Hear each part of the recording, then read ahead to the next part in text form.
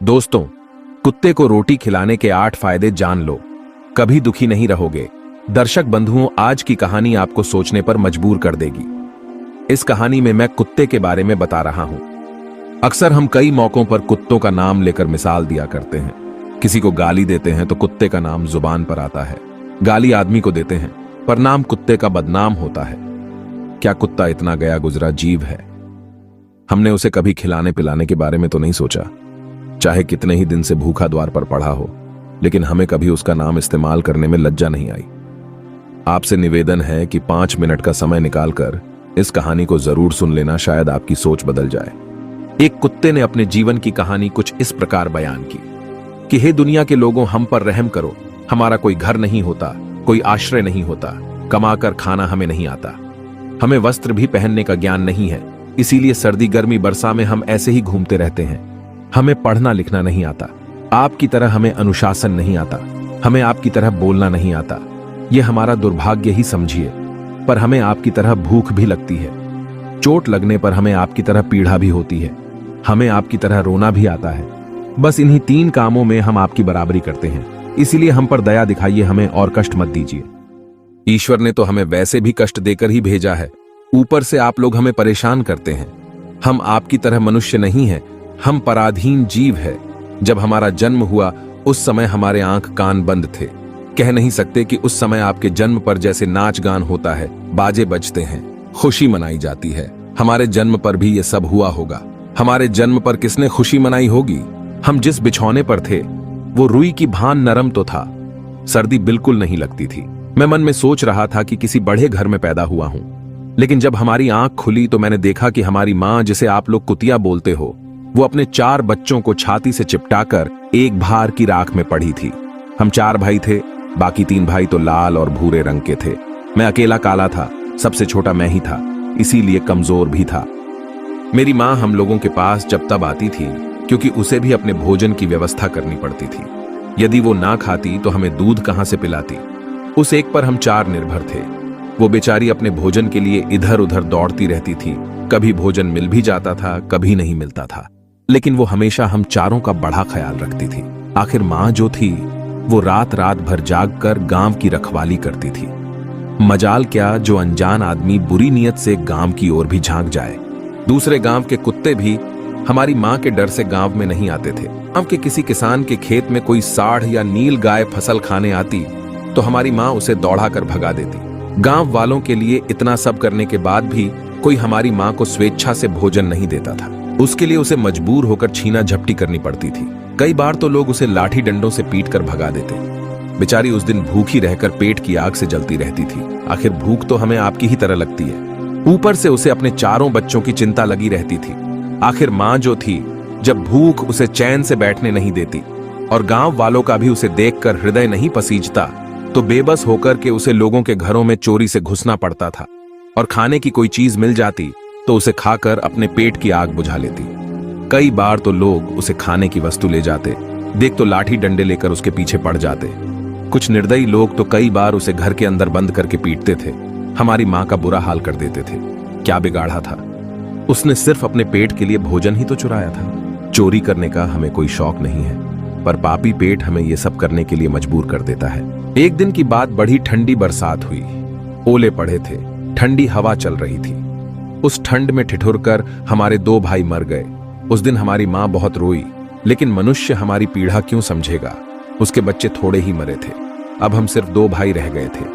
हमारी मां हम दोनों की अच्छे से देखभाल करने लगी थी। एक दिन उसी गांव में एक बनिए के घर पर दावत चल रही थी, पूड़ियां बन रही थी। बनिए के घर काफी मेहमान आए हुए थे। हमारी मां कुछ खाने की तलाश में बार बार उधर जाती, लेकिन लोग उसे दुत्कार कर भगा देते। किसी को उस पर इतना तरस नहीं आया कि एक पूड़ी उस बेचारी को खाने को फेंक दे। एक पूड़ी से उनका क्या बिगड़ जाता? मेरी मां ललचा ललचा कर रह जाती। मां वहीं खड़ी खड़ी देखती रही। दोस्तों, उधर बनिए के आंगन में दावत खाने का सिलसिला चालू हुआ। भोजन परोसा जाने लगा। माताजी भी वही जाकर पूंछ हिलाने लगी। खाना परोसने वाला आदमी जब किसी काम से भीतर गया तो मेरी मां दबे पांव पुड़ियों के छकड़े के पास पहुंच गई। अब तो उसे देखकर चारों तरफ से दूधू हाहा धत धत की आवाज होने लगी। चारों ओर से लोग चिल्ला चिल्ला कर ऐसे भागे, मेरी मां वो चीख पुकार सुनकर घबरा गई। 2-3 आदमी डंडे लेकर उसके ऊपर से बड़ी बेरहमी से दौड़े। मेरी माँ वहां से घबराकर भागी, मगर उसे वहां से निकलने का कोई रास्ता नहीं मिला, क्योंकि सामने से लोग डंडे लेकर आ रहे थे। तो माँ जो लोग वहां खाना खा रहे थे उनके ऊपर से होकर गुजरती हुई मोरी के रास्ते से बाहर निकल गई। मेरी माँ अपने निकलने पर इतनी हैरान नहीं थी जितनी कि उन लोगों को देखकर हुई थी जो वहां पर दावत खा रहे थे। वे सब उठकर खड़े हो गए। उन्होंने भोजन करना छोड़ दिया। कह रहे थे कि कुत्ते के लांघ जाने के कारण भोजन भ्रष्ट हो गया है। सब एक दूसरे से विचार कर रहे थे कि अब क्या किया जाए। खाना तो सब खराब हो गया। बेचारा बनिया फूट फूट कर रोने लगा। कुछ लोग तो ये भी कह रहे थे, भाई कुतिया के लांघने से भोजन खराब कैसे हो गया? उसने खाने में या पतलों में मुंह थोड़े ही डाला है, सिर्फ ऊपर से निकल ही तो गई है। लेकिन उनमें कुछ लोग बड़े घरों से ताल्लुक रखते थे। उन्होंने एक भी नहीं चलने दी। कह रहे थे कि भोजन तो भ्रष्ट हो गया, ये हमारे खाने के लायक नहीं है। आखिरकार उन्हीं की बात मानी गई। अब तो वो सारा भोजन गरीबों में बांट दिया गया। उस दिन तो मेरी माँ को खूब पेट भर के खाना मिला था। ऐसा सुख उसने जीवन में कभी नहीं पाया था, लेकिन वो सुख उसके लिए बड़ी मुसीबत बन गया। वो भोजन करके वहां आराम से लेटी थी, लेकिन उतने में वो बनिया डंडा लेकर वहां आ पहुंचा और उसे बुरी तरह से पीटने लगा। उसे बाहर से भागने का भी कोई अवसर नहीं मिल पाया। डंडों की चोट से वो बुरी तरह चिल्लाने लगी। मां का विलाप सुनकर पत्थर भी पसीज जाता, पर उस निर्दयी को उस पर जरा भी रहम नहीं आया। वो उसे कठोरतापूर्वक पीटता रहा। मां का वो आह का शोर पूरे गांव में सुनाई दे रहा था। तब कुछ लोग आए और उसे समझाकर बोले, भाई जाने दो, भूख में तो आदमी की भी बुद्धि भ्रष्ट हो जाती है। वो तो एक पशु है, उसे अच्छे बुरे का क्या ज्ञान। अब उसे मारकर आपको क्या मिलेगा? जो होना था सो हो गया। लोगों के समझाने के बाद उसने हमारी मां को पीटना बंद किया। मां ने आकर सारी कहानी हम दोनों भाइयों को सुनाई। हमने सोचा कि कितना कष्ट भरा है हमारा। हम कुत्तों का जीवन आदमी एक रोटी के टुकड़े के बदले एक चोर की जितना पीटता है। धिक्कार है ऐसे लोगों पर जो हम लोगों की पीड़ा को नहीं समझते। एक दिन की बात और बताऊं, गांव में एक बाहर का मुसाफिर आकर ठहरा हुआ था। उसने अपने भोजन के लिए एक जगह चूल्हा बनाया था और उस पर दाल बनने के लिए रख दी। उसके बाद आटा गूंद कर रख दिया। वो वहीं पास में कुएं पर पानी लेने चला गया। इधर कहीं से मेरी मां भी घूमती हुई वहीं पहुंच गई। उसने गुथे हुए आटे को रखा देखा तो सोचा कि शायद इस आटे का कोई मालिक नहीं है। यही सोचकर वो उस आटे को खाने लगी। उधर राहगीर ने कुएं के पास से देखा कि उसका आटा एक कुतिया ने आकर खा लिया है, तो वो बड़ा दुखी हुआ। वो बेचारा माथे पर हाथ धरकर रोने लगा, क्योंकि वो भी 2-3 दिनों का भूखा और थका हारा था। दोस्तों, कुछ लोगों ने उसे कहा, अरे भाई, इसने तुम्हारा भी आटा बिगाड़ दिया। कल तो इसने बनिए की पूरी रसोई ही बिगाड़ कर रख दी। मुसाफिर दुखी होता हुआ बोला, भाई मुझे क्या मालूम था ये दुष्ट कुतिया मेरे आटे को खाने के लिए घात लगाए जाने। कब से बैठी है? मुसाफिर ने आप देखा ना, ताव लाठी लेकर कुतिया के ऊपर टूट पड़ा। मां उस आटे को ठीक से खा भी नहीं पाई थी, पर उससे ज्यादा कि उस पर लाठी बरस गई। महीनों तक मेरी मां लंगड़ाती हुई घूमती रही। तब उस दिन समझ में आया कि आदमी कितना खुदगर्ज है। हम उसका कोई कार्य करते हैं तो भी वो हमें नहीं समझता। हमारी कमी ये है कि हम उन्हीं मतलबी इंसानों के अधीन रहना चाहते हैं जो हमें कष्ट देता है, जो हमें प्यार से खिलाता है। हम उसके कितने काम आते हैं ये उन्हें नहीं पता। उसके घर की रखवाली तो करते ही हैं, साथ ही साथ और भी बहुत सारे लाभ हैं जिन्हें मनुष्य नहीं जानता। यदि वो हमें रोटी खिलाने के फायदे जान जाए तो बहुत से अपने जीवन में होने वाले नुकसानों से बच सकता है। आज मैं आपको बताऊंगा कुत्ते को रोटी खिलाने के 8 फायदे मनुष्य को पता नहीं कि जब भी तो सबसे पहली रोटी गाय की होती है और पिछली रोटी कुत्ते की होती है। ऐसा ही महापुरुषों ने विधान बनाया था, लेकिन भगवान की बनाए उस विधान को भूलकर मनुष्य अगली और पिछली रोटी स्वयं ही खा जाता है। इसका प्रभाव उसके जीवन पर बहुत बुरा पड़ता है। आइए जानते हैं कुत्ते को रोटी खिलाने के वे फायदे। मित्रों, कहते हैं कुत्ता वो प्राणी है जिसको रोटी खिलाने से मनुष्यों के जीवन में पड़ने वाले ग्रहों के दोष भी दूर हो जाते हैं। पहला फायदा है कुत्ते को रोटी खिलाने का कि कुत्ते को रोटी खिलाने से शनि का नकारात्मक प्रभाव कम हो जाता है। कहते हैं शनि ग्रह जब अपनी कुदृष्टि डालता है तो आदमी बर्बाद हो जाता है। जिस आदमी पर उनकी महादशा का आरंभ हो जाता है तो बने बनाए काम अपने आप बिगड़ने लगते हैं। वो आर्थिक तंगी का शिकार हो जाता है। उस स्थिति में आदमी यदि कुत्ते को रोटी खिलाता है तो उस पर शनि का कुप्रभाव बहुत कम हो जाता है।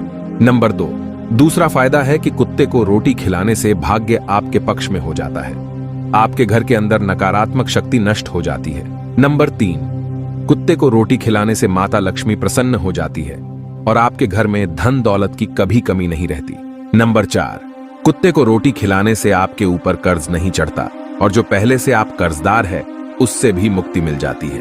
दोस्तों, 5वां फायदा है कुत्ते को सुबह शाम भोजन देने से आपका व्यापार बहुत अच्छे से चलता है। नंबर 6, कुत्ते को रोटी देने से आपकी आयु में वृद्धि होती है और अटका हुआ धन वापस मिल जाता है। नंबर 7, कुत्ते को रोटी देने से हमेशा आपका स्वास्थ्य अच्छा बना रहता है और मानसिक रूप से आप मजबूत रहती है।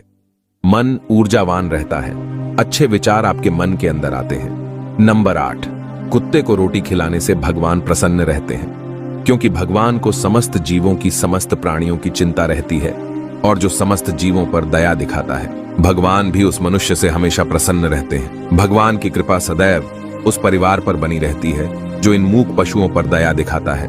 और इसके विपरीत कुत्ते को मारने पीटने वाला मनुष्य दरिद्र होता चला जाता है। आपका भले ही कुत्ते ने नुकसान कर दिया हो, फिर भी उसे नहीं मारना चाहिए।